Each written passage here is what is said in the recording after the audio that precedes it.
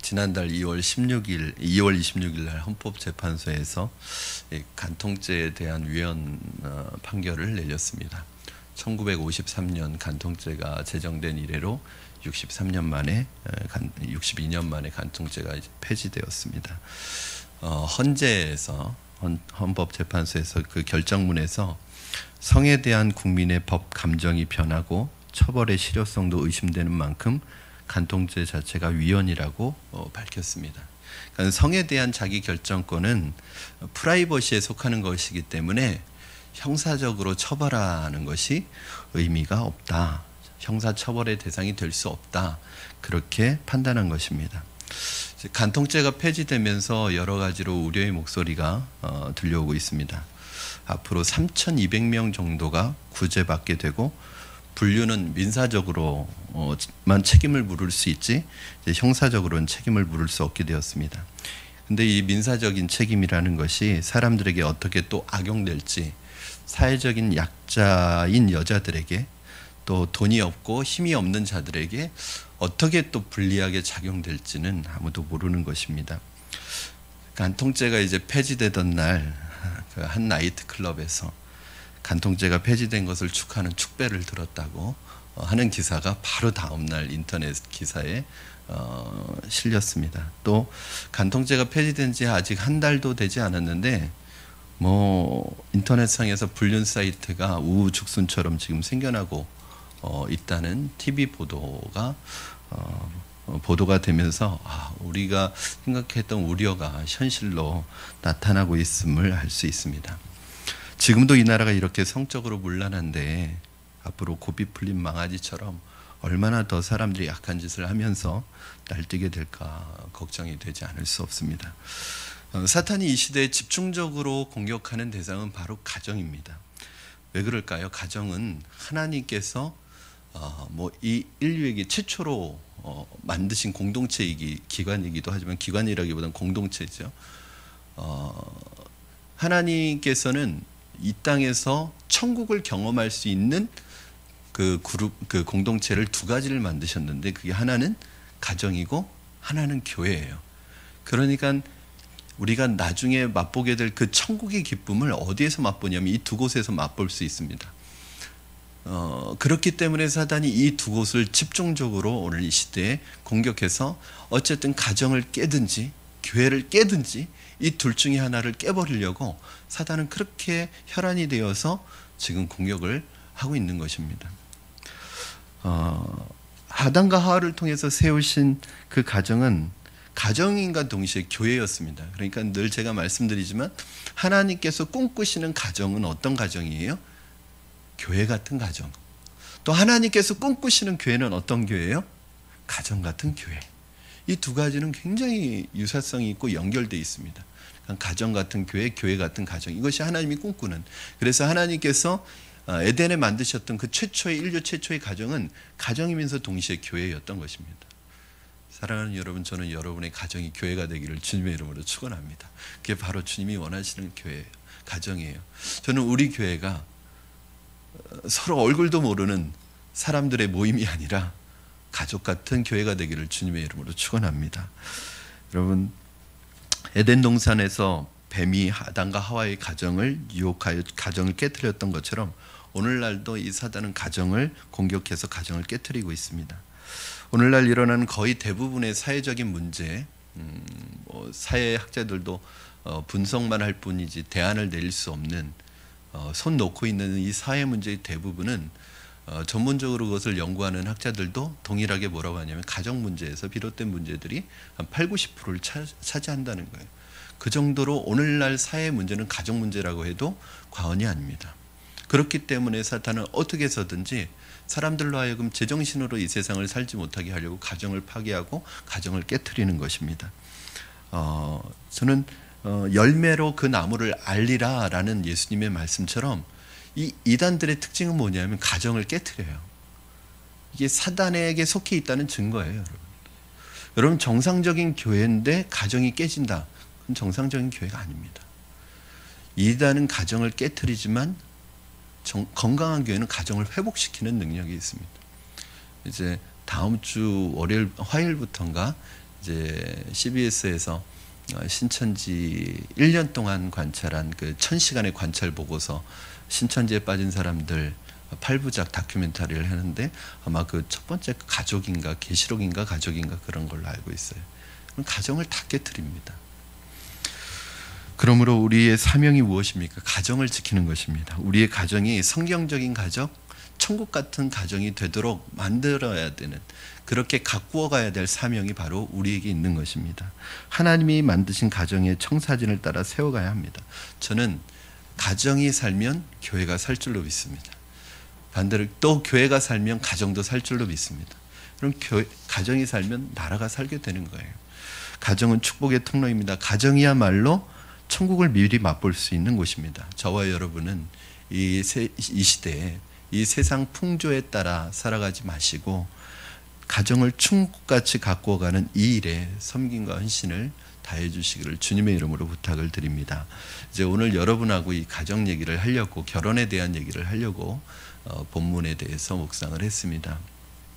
어떻게 또 마가복음을 묵상해 가는 과정 속에서 오늘 본문 말씀이 잡혀서 사실은 우리 그 예비 결혼 학교 때는 제가 늘 이렇게 커플들 둘이 와서 한 5주 동안 저하고 말씀을 나누는데, 이제 그때 나눴던 얘기인데, 사실은 늘 안타까운 것은 이제 예비 결혼 그 멘토링을 하면서 사실 그것도 참 의미가 있죠. 결혼 전에 할 수 있어서 다행이고, 또 부부 학교를 통해서 할 수 있는 것도 다행인데, 좀 더 빨리 알았으면 더 좋았을 걸. 그래서 차라리 우리 부모님들이 알고, 우리 부모님들이 어려서 그 아이들을 이렇게 기르셨으면, 그래서 오히려 이것은 자녀를 출가시켜야 되는, 아니면 자녀를 키우고 있는 부모님들이 먼저 알고 지금부터 훈련해야 되는 부분이라는 생각이 들었습니다. 나에게도 적용하고 우리 아이들에게도 적용하고.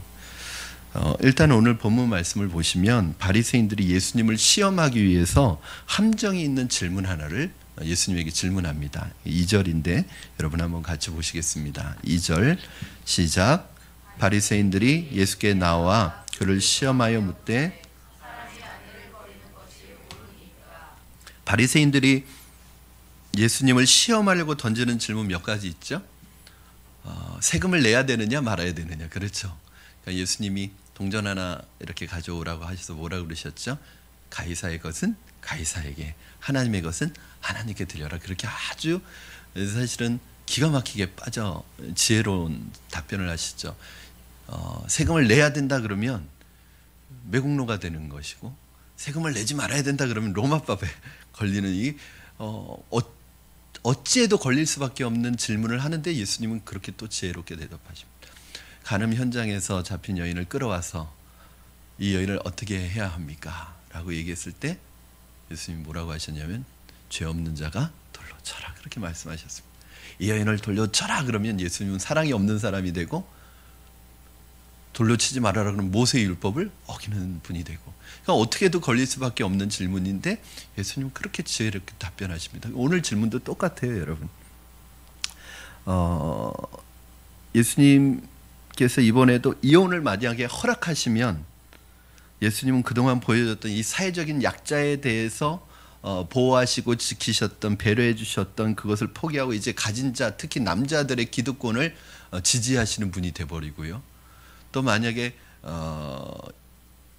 이혼하지 말아라, 이렇게 이혼 허락할 수 없다 그러면 모세의 율법에 또 배치되는 거예요. 그리고 더 나아가서는 요 앞서서 세례 요한이 헤롯 안디바에게 잡혀서 목이 잘려 죽잖아요. 이유가 뭐죠? 자기 이복 동생인 헤로디아를, 이복 동생의 와이프인 헤로디아를 취해가지고 자기 아내를 삼은 거예요. 그것 때문에 세례 요한이 사실은 그것을 지적했다가 잡혀서 목이 잘려서 죽잖아요. 마찬가지로 예수님도 이것을 만약에 지적했을 때 헤롯, 이 바리새인들이 헤롯 당과 결탁해서 예수님을 궁지로 몰아가면 예수님 죽음을 당할 수도 있는 그런 아주 어려운 상황이었죠. 이 질문 속에 들어있는 바리새인들의 의도는 오직 하나, 예수님을 공경에 빠뜨리는 것이었습니다. 어떤 분들을 보면 질문을 할 때 정말 궁금해서 알고 싶어서 호기심에서 질문을 하는 분이 있어요. 어떤 분은 사람을 공경에 빠뜨리기 위해서 일부러 공격하려고 질문하는 분들이 있어요. 그건 굉장히 악한 분입니다. 그런 분들은. 왜냐하면 벌써 자기 외식하는 거예요. 그죠? 자신을 드러내지 않고 사람을 어렵게 하는 철저히 가식적인 사람이죠. 이렇게 질문했을 때 예수님께서는 이미 그 의도를 다 알고 계시죠. 그래서 오늘 어떻게 대답하시냐면 3절 4절 말씀 여러분 보시겠습니다. 3절 4절 함께 읽겠습니다. 시작. 대답하여 이르시되 모세가 어떻게 너에게 명하였느냐 이르되 모세는 이혼 증서를 써주어 버리기를 허락하였나이다. 예수님께서 항상 이런 어려운 질문 받으실 때 잘 하시는 방법이 있어요. 질문을 다시 하세요. 그러니까 질문 공격적인 질문을 했는데 질문을 한 번 더 하면 질문한 사람이 놀라는 거죠. 그 질문이요, 이게 제자 훈련할 때 이거잖아요. 그렇죠? 제자 훈련이 그러니까 어떤 것에 대해서 이렇게 질문을 할 때 제가 되짚어서 질문을 하면 그 다시 한번 생각해 보게 되거든요. 그러면 오히려 공격을 되로 당한 거죠. 그때 이 바리새인들이 이 허를 찌르는 이 예수님의 질문에 뭐라고 대답하냐면 모세는 이혼 증서를 써서 버리는 것을 이혼하는 것을 허락했다는 거예요. 그럼 당시 이혼은 남자들의 권리 중에 하나로 여겨졌고요. 모세가 이혼을 허락한 것으로 이해했습니다. 왜냐하면 신명기 24장 1절 3절에 보면은 1절에서 4절까지 말씀해 보면 너희가 이혼 증서를 써서 여자를 버리는 부분을 그렇게 허락하는 것처럼 보여지는 문구들이 있어요. 예수님께서 이에 대해서 청면으로 반박하십니다. 노라는 거예요. 그거 아니라는 거죠. 5절 말씀 같이 읽겠습니다. 5절 시작. 예수께서 그들에게 이르시되 너희 마음이 완악함으로 말미암아 이 명령을 기록하였거니와. 그러니까 예수님은 모세가 이혼 증서를 써주고 이혼할 수 있도록 허락한 것은 사람들의 마음이 완악하기 때문이다. 그렇게 얘기하고 있습니다. 무슨 얘기냐? 신명기 24장 1절에서 3절 말씀에 보면 남편이 아내에게 이혼 증서를 써줄 것을 명시하고 있어요. 이혼 증서를 써주면 이혼 증서를 가지고 있는 이 유대 여인들은 어떻게 할 수 있냐면 재혼을 할 수가 있습니다.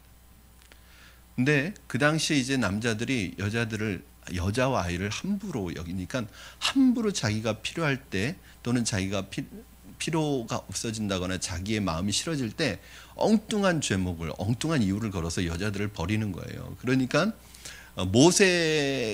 하나님께서 모세를 통해서 주셨던 그 율법은 뭐냐면 법적으로 전혀 보호를 받지 못하고 남편이 죽은 과부가 아니라 버림을 받은 이 여인은 그 사회에서 아무것도 할 수 없는 매장당하는 뭔가 문제가 있는 여자로 여겨질 수밖에 없는 상황이거든요. 그러니까 법적으로 전혀 보장을 받을 수 없고 보호를 받을 수 없는 약자인 거예요. 그래서 하나님께서 이 모세를 통해서 최소한의 법적으로 보호를 받을 수 있는 장치를 한 게 뭐냐면 이혼 증서를 써서 만약에 이 여자를 이혼을 하면 그 여자가 그 이혼 증서가 있으면 뭘 할 수 있어요? 재혼을 할 수가 있는 거예요. 떳떳하게. 그러니까 하나님은 최소한으로 이 여인들이 방치되거나 그 사회 속에서 매장되는 것을 보호하기 위해서 최소한의 법적인 장치로 이것을 말해놓은 건데 오히려 그 유대인 남자들은 이것을 가지고 이혼하는데 이용해 먹는 거예요. 그러니까 이혼 증서만 주면 이혼할 수 있다 생각한 거예요. 이게 굉장히 악한 거죠. 하나님의 말씀을 지키려는 하나님의 말씀의 원래 의도는 전혀 생각하지 않고 오히려 하나님의 말씀을 자기들의 욕심을 채우는 도구로 이용하고 있는 거예요. 사실은 그 사회에서 가장 미니멈, 그러니까 가장 최소한의 것을 법적으로 마련해 줬는데 오히려 그것을 이용하는 거예요. 이게 비교할 것은 아니지만 사람들의 심리가 참 이상한 거예요. 저희가 제자훈련 할 때도 제자훈련 이제 처음에 하면 새벽기도 훈련도 하고 여러 가지 또 주중 예배도 참여하고 그래서 나오신 분도 계시죠. 주중 예배도 참여하고 하는 게 이제 훈련 중에 있거든요. 그런데 이제 처음에는 워밍업이니까 그동안 새벽 기도를 안 해오던 분들을 어쨌든 새벽 기도 훈련을 시켜야 되니까 처음부터 일주일 내내 해라 그러면 사실은 이게 쉽지 않잖아요. 그래서 처음에는 3일 이상 해라 그렇게 얘기해요. 그런데 참 신기한 것은 일주일 내내 하던 분이 갑자기 3일을 하는 거예요. 아니 이거는 안 하던 분을 위해서 최소한 이렇게까지만 하라고 하는 건데 일주일 내내 잘하던 분이 갑자기 미니멈에 맞춰서 하는 거예요. 수요 예배, 금요 예배 나오던 분이 주중에 한 번만 참석하라. 한 번 이상은 참석해야 된다 그랬더니 갑자기 한 번만 나오는 거예요. 이게 사람들의 심리예요. 그러니까 그 법의 원래 취지나 그 법의 원래 뜻은 생각하지 않고 내가 하고 싶은 것을 거기에 맞춰서 이렇게 낮춰가는 그런 모습을 발견했습니다. 그렇다고 같은 얘기를 한다는 건 아니에요. 그러면 여기 있는 사람들과 비슷한 사람이에요. 그게 아니라 그 인간의 심리가 그렇다는 거예요. 원래 그 법의 취지를 모른다는 거예요. 여러분 신명기 24장 1절에서 4절을 근거로 하나님이 유대인 남자들에게 아내를 버릴 수 있는 조건을 제시한 것이라고 우기는 것은 율법을 남용하는 것입니다. 왜곡하는 것입니다. 이혼은 인간의 마음의 완악함으로 나왔기 때문에 하나님 시각에서 볼 때는 이혼은 죄인 거예요. 유대인들은 율법이 주어진 이 의도를 몰랐어요. 그래서 여러분 오늘 본문 말씀해 보니까 예수님께서 너희가 신명기 24장 1절에서 4절까지 있는 그 말씀을 근거로 이렇게 이혼을 아주 명분, 합당한, 정당한 것으로 둔갑을 시켜서 이렇게 말하고 있는데 그것은 너희들이 워낙 완악하기 때문에 너희들의 악함 때문에 하나님께서 최소한의 법정 장치를 마련해 놓은 것이지 실제로 결혼에 대한 원리는 어디에 있느냐? 신명기 말씀이 있는 게 아니라 창세기에 있다는 거예요. 그리고 창세기에 있는 말씀을 인용해서 결혼의 원리를 설명해 주십니다. 자, 6절에서 9절 말씀이 바로 하나님께서 처음으로 결혼에 두신 결혼의 청사진입니다. 우리 6절에서 9절 말씀 한번 같이 10장입니다. 10장 6절에서 9절까지의 말씀을 우리 같이 읽겠습니다. 시작. 창조 때로부터 사람을 남자와 여자로 지으셨으니 이러므로 사람이 그 부모를 떠나서 그 둘이 한 몸이 될지니라. 이러한즉 이제 둘이 아니요 한 몸이니 그러므로 하나님이 짝지어 주신 것을 사람이 나누지 못할지니라 하시더라. 아멘. 예수님께서 결혼에 대한 진정한 하나님의 의도를 신명기가 아닌 창세기 말씀에서 찾고 있습니다. 인류 최초의 결혼입니다. 하나님은 남자와 여자를 창조하시고 그들을 한 몸으로 결합된 관계로 묶으신 것입니다. 여기서 둘을 하나로 묶으셨다는 것이 굉장히 결혼에 있어서 중요한 원리입니다. 여러분 아담과 하와를 결혼시키면서 하나님께서 뭐라고 하셨냐면 이러므로 사람이 부모를 떠나 그 둘이 한 몸이 될지라. 여러분 좀 이상하지 않아요? 저만 이상한가요? 사람이 그 부모를 떠나 남자와 여자가 둘이 한 몸이 될지라. 뭐가 이상하죠? 안 이상하세요? 우리는 그런 은혜가 있어서 감사합니다. 성경을 그대로 믿어주셔서. 어저께도 이제 그 제자반 하면서 이제는 성경을 읽을 때 왜라는 질문을 가지고 한번 읽어보자고 그렇게 했어요. 왜냐하면 성경을 읽다가 질문거리가 생기잖아요. 그게 사실은 그 본문을 해석하는데 아주 중요한 키가 되거든요. 제가 강해 설교를 준비할 때도 대지 설교를 준비할 때 있잖아요. 그런 때 이제 3대지 설교를 하면 이 3대지는 대부분 질문에서 나옵니다. 왜? 저도 궁금하면 성도들도 궁금할 거 아니에요. 그러면 그게 굉장히 설교가 신선해지는 거죠. 근데 그런 게 없이 설교하면 다 아는 내용, 듣던 내용 똑같이 하게 됩니다. 사실은 오늘 본문에서 여러분들이 딱 이상하다고 느끼게 되는 게 있어요. 왜? 아담과 하와가 부모가 있어요? 있어요? 없어요? 그것도 속으실까 봐 또 대답을 안 하시네. 아담과 하와가 부모가 있어요? 없어요? 네? 네? 아이고 당황스러워라. 아담과 하와가 부모가 있어요? 아, 또 그렇게 해석을 하죠. 네. 육체적인 부모가 있어요, 없어요? 없죠. 깜짝 놀랐습니다. 또 이단 나오는 줄 알았어요. 그러면 아담과 하와는 부모가 육체적인 부모가 없잖아요. 왜냐하면 첫 번째 사람이니까. 그래서 예전에 그런 그 주일학생이 그런 질문. 그래서 전도사님 아담과 하와는 배꼽이 있어요? 그러더라고요.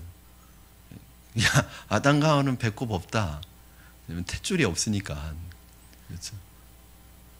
오. 여러분 한번 그 성화 보세요. 아담과 하와 그린 성화 보면 배꼽 없어요. 탯줄이잖아요, 그렇죠? 여러분 그 아담과 하와는 부모가 없죠. 왜냐하면은 첫 번째 사람이니까. 근데 오늘 본문에는 뭐라고 그래요? 이 두 사람에게 부부로 연결시켜 주면서 사람이 그 부모를 떠나서 둘이 한 몸이 되라고 이렇게 말씀하고 계십니다. 그러면 이건 아담과 하와에게 한 말이에요? 아니면 다른 사람에게 한 말이에요?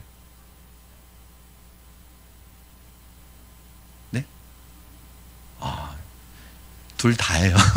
아담과 하와에게만 한 말이 아니라 앞으로 부모를 가진 이제 아담과 하와의 자손들은 모두 부모가 있을 거 아니에요. 그러니까 이거 아담과 하와에게만 주시는 말씀이 아니라 앞으로 모든 아담의 후손들은 이것이 결혼의 원리가 되기 때문에 그래서 부모라는 단어를 넣어서 말씀하신 거죠. 그 결혼의 원리가 뭐냐면 부모를 떠나라는 거예요. 그러면 여러분 왜 결혼의 원리가 부모를 떠나라는 것일까요? 아담과 하와에게 하신 말씀인가 동시에 앞으로 부모가 되는 모든 사람들에게 하시는 결혼의 원칙이 무엇이냐면 먼저는 떠나는 것입니다. 결혼은 두 사람이 하나가 되는 거예요. 연합하는 것입니다. 그런데 연합하기 위해서 가장 먼저 해야 되는 것이 뭐냐면 떠나야 됩니다. 부모를 떠나야 한다는 것이 이게 결혼의 정말 중요한 원리인데 오늘날 많은 부부들이 그리고 부모들이 이걸 못하기 때문에 부부 생활이 고통스러워지는 거예요. 부부 생활 중에 많은 부분이 아내나 남편이 부모를 떠나지 못해서 당하는 고통이거나 부모가 자녀를 떠나보내지 못해서 당하는 고통이 많단 말이에요. 그러면 부모를 떠나라는 말은 무슨 말인가? 분가해서 살라는 말인가? 분가를 하는 것이 독립하는 것이 부모를 떠나는 것인가? 네 가지의 의미가 담겨 있습니다. 첫째는 육체적으로 독립하는 거예요. 육체적으로. 왜 그럴까요? 부모님에게 있어서 자녀들은 늘 어린아이 같습니다. 나이가 아무리 들어도.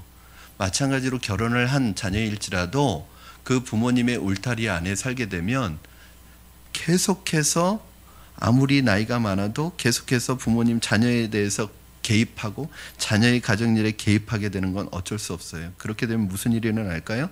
두 남녀가 만나 그들을 통해서 하나님께서 그 가정만이 가지고 있는 독특한 하나님의 가정의 문화를 그 두 사람을 통해서 만들어 가셔야 되는데 그 하나님의 독특한 그 두 사람, 서로 다른 이 두 사람이 만난 이 지구상에 하나밖에 없는 이 두 사람이 만난 그 가정의 독특한 문화를 이루어가는 것이 아니라 부모의 가정이 되는 거예요.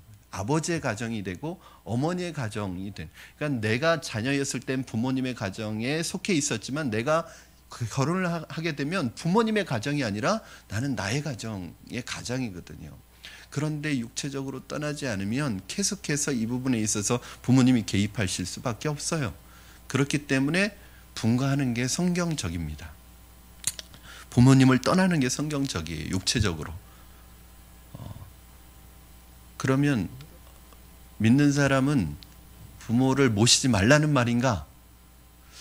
불효를 하라는 말인가? 이게 우리의 유교적인 사고 방식이고요. 사실은 육체적으로 떠난다고 불효를 하고 육체적으로 같이 있다고 효도를 하는 건 아닙니다, 여러분. 그리고 부모님의 영향력이 더 클 때는 떠나 있는 게 나아요. 그리고 나중에 부모님이 힘이 없어지고 연약해지시면 그때는 내가 이제 모시고 사는 거죠. 지금은 갓 결혼했을 때는 부모님 집에서 살면 그게 내가 모시고 사는 거예요? 아니면 얹혀 사는 거예요? 얹혀 사는 거죠. 그거는 모시고 사는 게 아니에요. 이제 결혼했는데 어떤 부부가 우리 부모님 모시고 산다고. 그럼 부모님 모시는 게 아니라 얹혀 사는 거예요. 오히려 부모님의 영향력이 훨씬 세죠. 그러면 우리 가정을 세워갈 수가 없어요. 그래서 육체적으로 일단 떠나야 합니다. 두 번째로는, 그런데 중요한 것은 육체적으로는 떠나는데 이렇게 정서적으로 정신적으로 못 떠나면 그건 떠난 게 아니에요. 그러니까 여기에서 떠나라는 말은 분가만 하면 되는 게 아니라 육체적으로 떠나 있어도 정신적으로 정서적으로 떠나지 못하면 날마다 전화가 옵니다. 엄마한테. 무슨 일이 있으면 친정으로 쫓아갑니다. 무슨 일이 있으면 자기 집 갑니다. 무슨 일이 있으면 부부싸움은 엄마한테 가서 다 일러 바칩니다. 이건 정서적으로 떠나지 못해서 일어나는 현상이에요. 우리 가정은 우리 가정의 일이지 그거 가지고 자꾸 부모님 찾아가면 안 되거든요. 갈등이 있고 싸우더라도 우리 안에서 해결해야지 자꾸 부모님 집으로 피신 가면 안 되거든요. 사랑하는 여러분, 여러분이 결혼하는 순간 헌신의 대상이 바뀝니다. 결혼하였으면서도 아직도 부모님에게 의존하면 안 됩니다. 모든 의사결정을 본인이 하지 못하고 부모의 말에 의존합니다. 그리고 걸핏하면 부모에게 의지합니다. 여러분, 한 가지 말씀드리면 우리가 결혼하기 전에는 부모님이 우리의 헌신의 대상입니다. 우선순위입니다. 그러나 결혼하고 나면 우리의 헌신의 대상 1순위가 누군지 아세요? 아내입니다. 남편입니다. 여러분에게 있어서 여러분의 헌신의 우선순위 1순위는 바로 아내고 남편이에요. 부모님은 그 다음입니다. 그게 하나님께서 정하신 법칙이에요. 이제 부모님은 우리 가정의 의사결정에 있어서 조언을 해주는 멘토의 역할이지 우리의 의사결정권자가 아닙니다. 결혼 전에는 부모님의 의사결정에 따라야 될 책임이 있어요. 왜냐하면 그때는 우리가 부모님의 영향력 아래에 있는 것이 당연합니다. 부모님께 순종해야 되고 부모님께 헌신해야 됩니다. 그렇다고 순종하지 말라는 게 아니라 이제는 우리 가정의 의사결정, 우리 가정에 있어서 중요한 결정들은 부모님은 그렇다고 부모님이 얘기하시려고 하는데 말씀하지 마세요. 그런 건 안 돼요. 부모님의 얘기는 들어야 돼요. 그러나 그것이 우리의 결정적인 결정권자로서가 아니라 멘토로서 조언자로서 조언해 주는 거죠. 그러면 그것은 들어야 돼요. 들을 필요가 있어요. 그러나 결정은 부부가 기도하면서 부부가 결정하는 거예요. 여러분, 그러므로 무슨 일이 있으면 자꾸 친정을 의지하고 우리 집을 의지하고 의존하고 부모님을 의지해서는 안 됩니다. 정서적으로 아직도 의존하고 있는 분들이 많아요. 정신적으로 정서적으로 부모로부터 독립이 안 된 사람을 우리가 그런 남자를 이제 마마보이라고 그러잖아요. 이런 사람은 아내를 굉장히 불행하게 만드는 사람입니다. 그러니까 그 사람이 효자인지 마마보이인지를 잘 구별하세요. 여기는 다 결혼하신 분들이니까. 그런 사람 만나면 사실은 아내가 굉장히 고생합니다. 왜 그래요? 그건 효자가 아니라 독립이 안 되어서 그런 거죠. 셋째로 재정적으로 독립해야 됩니다. 그러니까 부모를 떠나야 된다는 것 중에는 재정적으로 떠나야 되는 거예요. 결혼해서 여전히 부모님으로부터 재정적으로 지원을 받고 결혼 전에처럼 부모님으로부터 물질적으로 지원을 받는 것은 독립이 안 된 거예요. 철저하게 우리 가정은 재정적으로 독립이 돼야 됩니다. 물론 어떤 특별한 경우가 물론 있을 수 있어요. 어쩔 수 없는 경우가 있을 수 있어요. 그래서 부모님이 이렇게 도와줄 수는 있어요. 그러나 결혼했으면서도 내 가정을 이끌어가는 재정적인 부분을 부모님께 전적으로 의탁하고 살아가는 것은 그것은 성경적이지 못한 것입니다. 왜요? 자, 보세요. 부모님이 돈을 대줄 수 있다는 것, 부모님이 재정적으로 이렇게 부모님께 의존되어 있다는 건 다른 말로 하면 부모님이 우리의 가정에 개입하고 들어올 수 있는 여지가 많은 거예요. 그러니까 부모와 자녀 사이에도 사실은 공짜가 없습니다. 부모님이 재정적으로 도움을 주면 반드시 거기에 맞는 말을 하시게 되어 있어요. 영향력을 행사하게 되어 있어요. 그건 어쩔 수 없는 것입니다. 그러면 우리 가정을 이루어갈 수가 없어요. 네 번째로 영적으로 독립해야 합니다.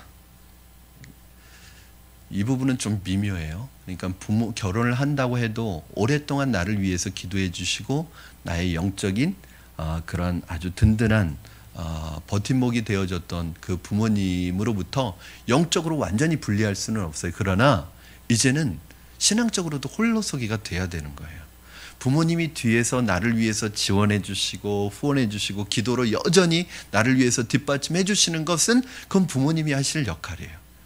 그러나 교회를 정하는 일, 신앙적인 결정을 하는 일, 헌신하는 일, 이걸 다 부모님의 지시를 받으려고 하면 안 됩니다. 사실은. 왜요? 부모님들은요, 자식에게 그런 게 있어요. 남의 자식이 선교하러 간다 그러면 훌륭하다 그러는데 내 자식이 선교사로 나간다 그러면 반대합니다. 왜냐하면 고생할까 봐. 그렇죠?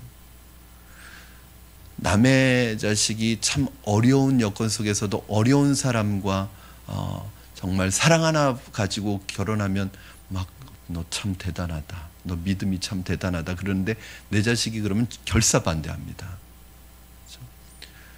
다른 청년이 목회의 길을 가겠다고 헌신하면 막 옆에서 막 밥도 사주고 축복해 주는데 내 자녀가 목회자가 되겠다 그러면 막 결사 반대합니다. 왜 너가 목회를 해야 되냐고. 사람도 많은데. 그게 나쁜 게 아니라 부모님이 가지고 있는 부모로서의 당연한 마음이에요. 그런데 만약에 그런 모든 것을 부모님의 가이드를 받는다고 한다면 여러분 하나님 앞에 헌신할 수 없습니다. 이제 결혼을 해서는 모든 영적인 그러한 데 있어서 부부가 기도하면서 결정해 나가고 부모님은 좋은 지원자가 되어주시고 지지자가 되어주셔야 하는 거예요. 이제는 부부가 가장 가까운 신앙의 동역자가 되어야 합니다. 사랑하는 여러분, 수많은 부부들이 부모로부터 떠나는 것이 안 돼서 얼마나 고통 가운데 살고 있는지 모릅니다. 크리스찬 부모들도 예외가 아닙니다.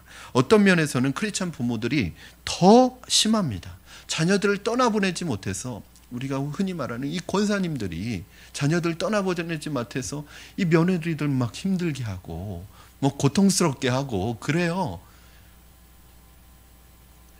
왜냐하면 교회는 다녔어도 뭐가 성경적인지 모르는 거예요. 우리 부모님들은 교회는 다녀도 사고방식은 다 유교적인 사고방식을 가지고 있고 다 전통적인 사고방식을 가지고 있기 때문에 이 떠나보내는 게 안 되는 거예요.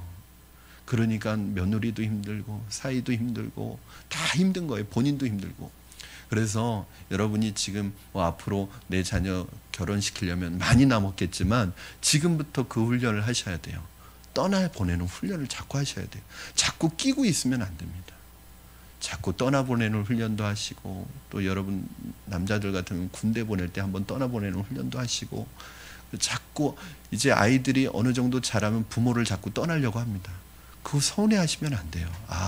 하나님이 이제부터 떠나는 훈련 시키시는구나 하고 자꾸 마음에 있어서 왜 이게 떠나보내는 게 안 되냐면 내 자식이라고 생각해서 그래요. 내 소유라고 생각해서 그래요. 하나님의 것을 잠깐 내가 맡아서 양육하고 있다고 생각하면 이 떠나보내는 것이 쉬워질 텐데 내 것이라고 생각하니까 이게 떠나보내는 게 잘 안 되는 거예요. 사랑하는 여러분, 저는 여러분들이 떠나보내는 훈련을 지금부터 하시기를 바랍니다. 아이들이 엄마 아빠를 떠날 때 서운해하지 마시기 바랍니다. 내가 어떻게 너를 키웠는데 뭐 이런 말씀하지 마시기 바랍니다. 이 부모를 떠나는 것이 중요하지만 여러분, 저는 이 부모를 떠나지 못해서 고통당하는 부부들을 많이 만났어요. 심지어는 그게 어느 정도냐면요, 이혼의 위기까지 갔어요. 근데 이혼의 위기까지 갔는데 그 원인이 뭐냐면 어머니 때문에 그래요. 어머니가 매일 전화합니다. 며느리한테. 하루에 매일 전화하는 건 당연하고 하루에 몇 번씩 전화합니다. 여러분 같이 사냐? 아니에요. 같이 안 살아요. 멀리 살아요. 굉장히 멀리 살아요. 나라가 다르니까. 나라가 다른데 매일 전화합니다. 챙겨줬냐? 어떻게 했냐? 계속하면서 약 먹였냐? 매일 전화해요. 정말입니다. 거짓말이 아니라 매일 전화한대요. 정말 미치는 거예요. 그리고 이렇게 됐을 때 남편이 나서야 합니다. 그렇죠? 남편이 나서서 어머님 걱정하시는 건 알겠지만 우리가 여기에서 기도만 해주세요. 우리가 열심히 잘 하겠습니다. 그리고 가끔씩 연락 드릴 테니까 너무 자주 매일 이렇게 하시지 마세요. 좀 이렇게 해야 되는데, 또 남편은 하루 이제 전화를 이제 그 아내가 어머니한테 안 하면 어머니가 이제 서운한 그 마음에 그 아들한테 얘기하면 왜 어머니한테 전화 안 했냐고. 하루 안 했는데. 그러니까 이게 늘 부부 싸움의 원인이 되는 거예요. 이게 다 떠나지 못한 데서, 부모도 떠나보내지 못하고 아들도 어머니를 떠나지 못하는 데서 오는 어려움입니다.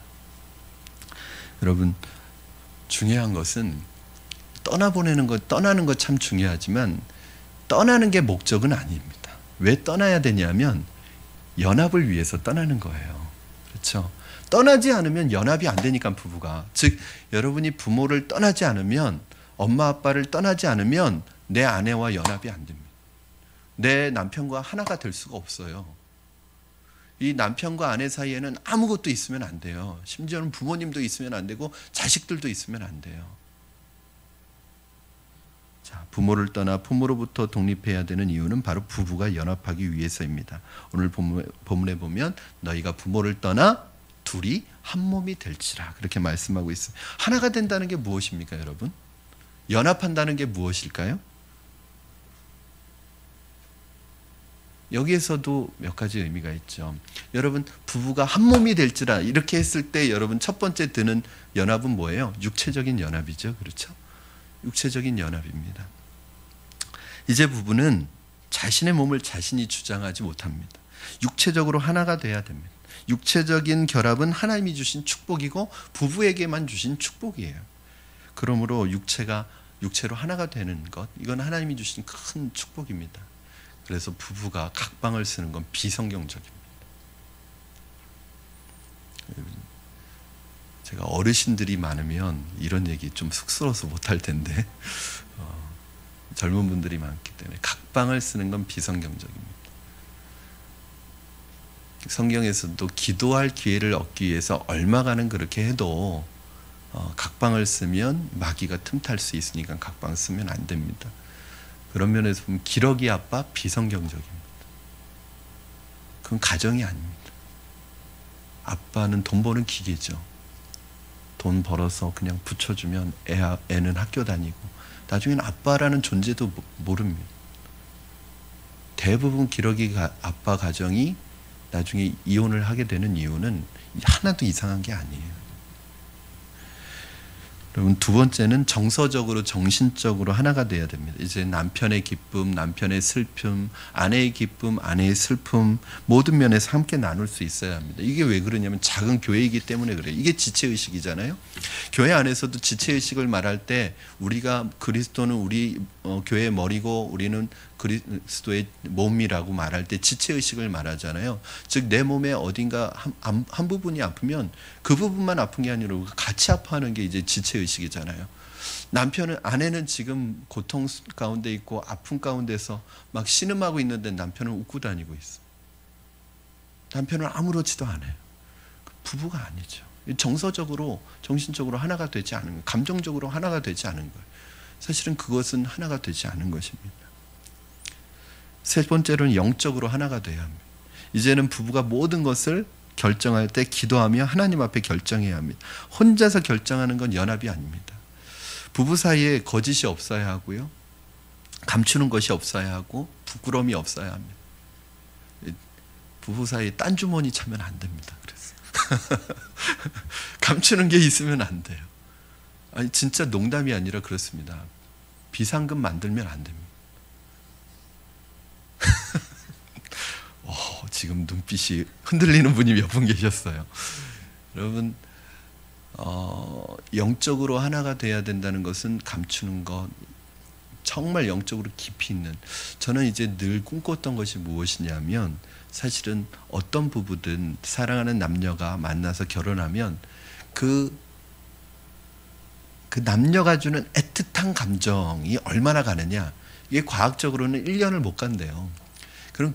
그 호르몬의 역할이거든요. 그러니까 막 이 불같이 일어나는 그 연애의 감정, 이건 호르몬의 역할인데 하나님이 주시는 감정이죠. 이건 무슨 역할이냐면 결혼으로 꼬린시키기 위한 역할인 거예요. 평생을 그렇게 불같이 살면 타 죽죠. 그렇죠?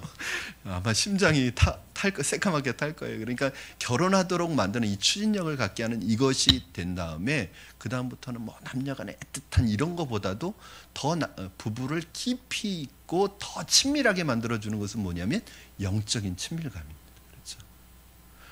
영적으로 교제하면 이성적으로 육체적으로 교제했던 것보다 더 깊은 차원의 사랑하는 마음이 생기고 그 사람에 대한 소중한 마음이 생기잖아요. 부부가 영적으로 연합될 때 가장 깊은 차원의 행복을 느낍니다. 부유하지 못해도 어려움이 있어도 시련이 있어도 부부가 영적으로 하나 되면 모든 것을 이겨나갈 수 있습니다. 그러나 아무리 좋은 것 누리고 있어도 아무리 좋은 집에 살고 있어도 남편이 아무리 인간적으로 잘해줘도 영적으로 통하지 않고 영적으로 하나가 안 되면 그것만큼 괴로운 게 없어요. 우리 여집사님들의 안타까운 게 뭐예요? 그렇죠? 남편과 영적인 교제를 나누지 못하는 게 안타까운 거 아니에요. 그러므로 남편과 영적인 교제를 나눌 수 있는 분들은 참 감사하셔요. 그러면서 더 깊은 교제가 되는 것이거든요. 사랑하는 여러분, 저는 여러분이 우리 교회는 90% 이상이 이렇게 부부로 등록을 하세요. 그리고 함께 신앙생활을 하세요. 이게 우리 교회에 주신 특별한 하나님의 축복입니다. 여러분 남편과 아내와 영적으로 더 깊이 있는 영적인 동역자가 되기를 주님의 이름으로 축원합니다. 이게 이제 하나가 되는 거예요. 이렇게 하나가 될 때 진짜 부부됨의 축복을 느끼는 거예요. 제가 늘 말씀드리지만 참 신기한 것 같아요. 이 부부라는 것은 부부뿐만 아니라 남녀관계라는 것이 남녀관계가 좋으면 부부관계가 좋으면 이 세상 어디에서도 느낄 수 없는 천국을 경험해요. 왜냐하면 하나님이 천국을 경험하도록 만드신 곳이에요. 그러나 부부관계가 나빠지고 사이가 안 좋아지면 이 세상 어디에서도 경험할 수 없는 지옥을 경험합니다. 오늘 이제 인터넷 기사를 읽다 보니까 안타까운 그 기사가 하나 있었어요. 여러분 그 서정희 씨 알죠? 서세원 씨의 부인 되는 그 분이 그 이제 법정에서 고백한 내용이에요. 나는 35년 동안 감옥 생활했다. 감옥같이 살았다. 다른 말로 뭐냐면 지옥같이 살았다는 거예요. 늘 폭력과 폭력에 그러면서 늘 내가 죽지 않을까 그 두려움 속에 살았대요. 그러면서 혹시 남편을 목사를 만들면 좀 나아질까 싶어서 신앙적으로 이겨내면서 목사를 만들었대요. 그런데 여러분 이거 굉장히 중요한 겁니다. 목사가 되기 전에 사람이 안 되면요 목사가 돼도 안 됩니다. 목사가 되기 전에 크리스찬이 되지 않으면 그리스도인이 먼저 되지 않으면 목사가 돼도 변하지 않습니다. 그 얘기를 들으면서 35년 동안 얼마나 지옥 속에서 살았을까. 19살에 결혼했대요. 그것도 원하지 않는 결혼을 한 거예요. 뭐 남의 가정사 일이니까 뭐 강단에서 얘기할 필요는 없지만 무슨 얘기하냐면 부부 관계가 안 좋으면 부부 관계가 어려우면 정말 이 세상 어디에서도 경험할 수 없는 지옥을 경험하는 것. 이게 이제 남녀 관계입니다. 여러분 하나 되게 하시는 것. 이게 누가 하시는 거냐면 하나님이 둘을 하나 되게 만드셨어요. 그러니까 하나됨의 연합의 주인은 누구냐 하면 바로 주님이세요. 그런데 사람들이 만약에 남자가 자신이 이 연합의 주인 노릇하면서 이걸 깨려고 하는 것은 하나님 앞에 큰 범죄라는 거예요. 뭐라고 말씀하시죠? 하나님이 하나 되게 하신 것을 사람이 나눌 수가 없다. 사람이 나누어서는 안 된다고 말씀하고 있는 거예요. 이 연합하다라는 단어의 히브리어를 찾아보니까 이게 무슨 뜻을 가지고 있냐면 접착제로 붙였다, 악교로 붙였다, 풀로 붙였다 그런 뜻을 가지고 있대요. 그러니까 여러분 둘이 한 몸이 됐다는 것은 도저히 떼어지지 않는 접착제로 붙여놓은 거예요. 그런데 이 만약에 둘이 갈라지게 되면 어떻게 될까요? 그러면 이 종이가 몇 장입니까? 몇 장이에요? 2장이죠? 2장이에요? 1장이에요? 2장인데 1장이죠?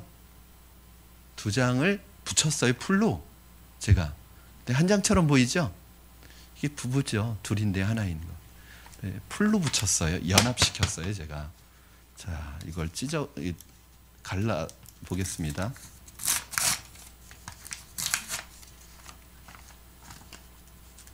갈라질까요? 안 갈라질까요?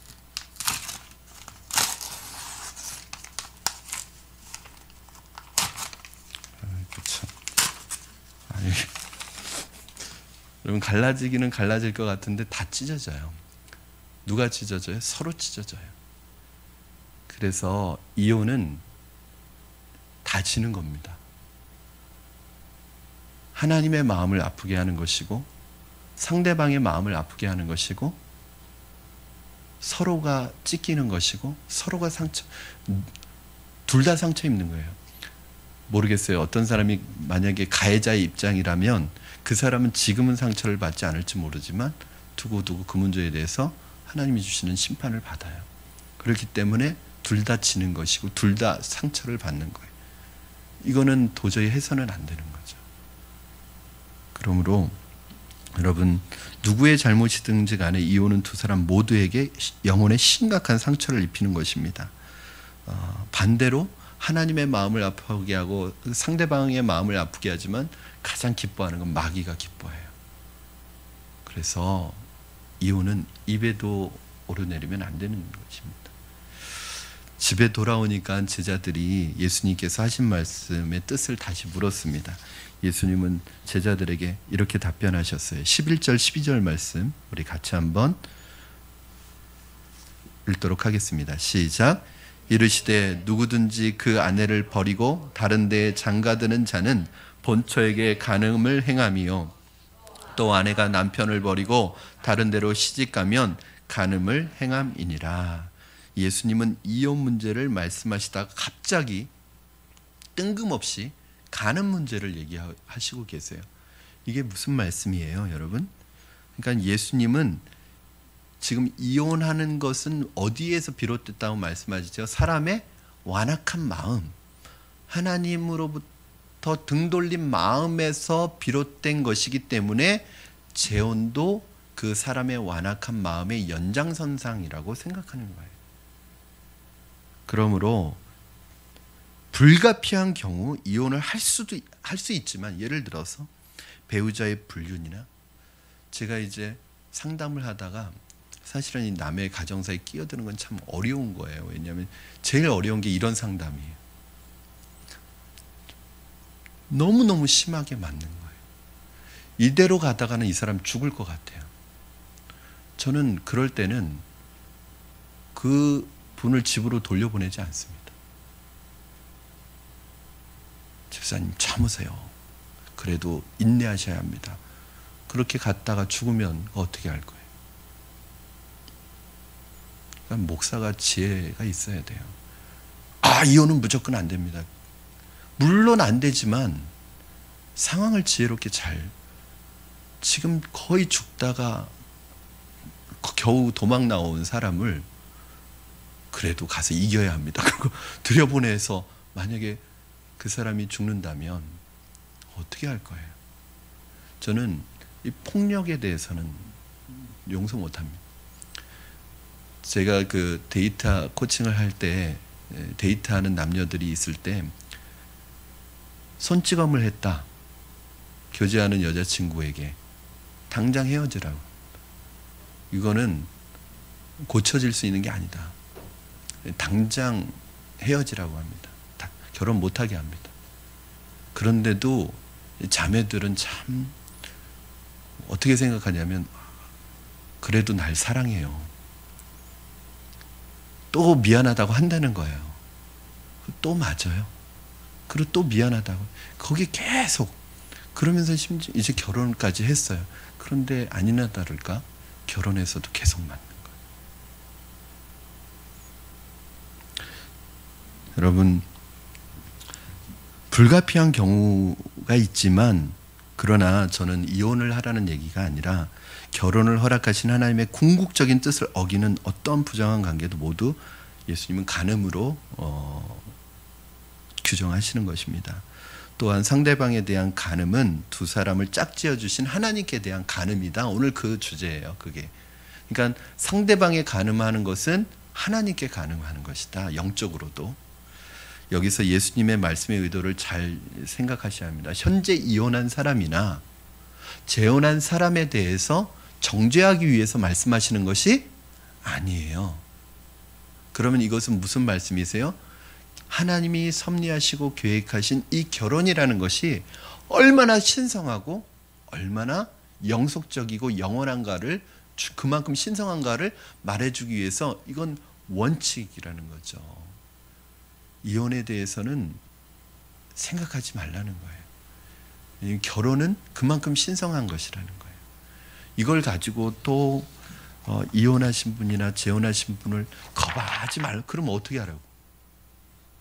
그분들은, 그렇게 새로운 가정을 꾸민 분들은 지금 그 가정을 천국까지 이끌어가요. 그 천국같이 세워가야 합니다. 그러나 현재 가정을 가지고 계신 분들은 그 가정을 정말 주님 앞에서 소중하게 정말 기도하면서 세워가야 되죠. 가정 천국을 만들어 가야 합니다. 말씀을 정리합니다, 여러분. 지금 우리는 마가복음의 말씀을 통해서 지금 9장부터 계속 무슨 얘기하고 있냐면, 예수님이 이제 십자가에 달리러 올라가실 준비를 하시면서 9장에서 계속 얘기했던 게 뭐냐, 가이사랴 빌립보에서부터 얘기했던 거, 8장에서 얘기했던 게 뭐냐면 이제 제자도가 뭔지를 가르치고 계시는 거잖아요.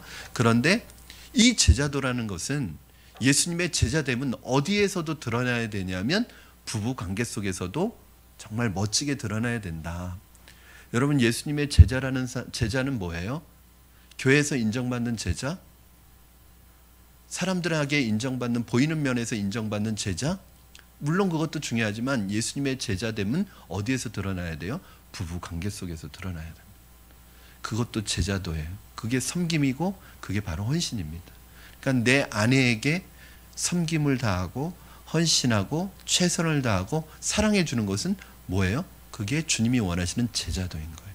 이제 10장에서 계속 나오는 게 뭐냐면, 지금은 부부관계, 또 다른 형제와의 관계, 또 다른 부분에 있어서 여러 가지가 나오는데 그 중에 하나예요.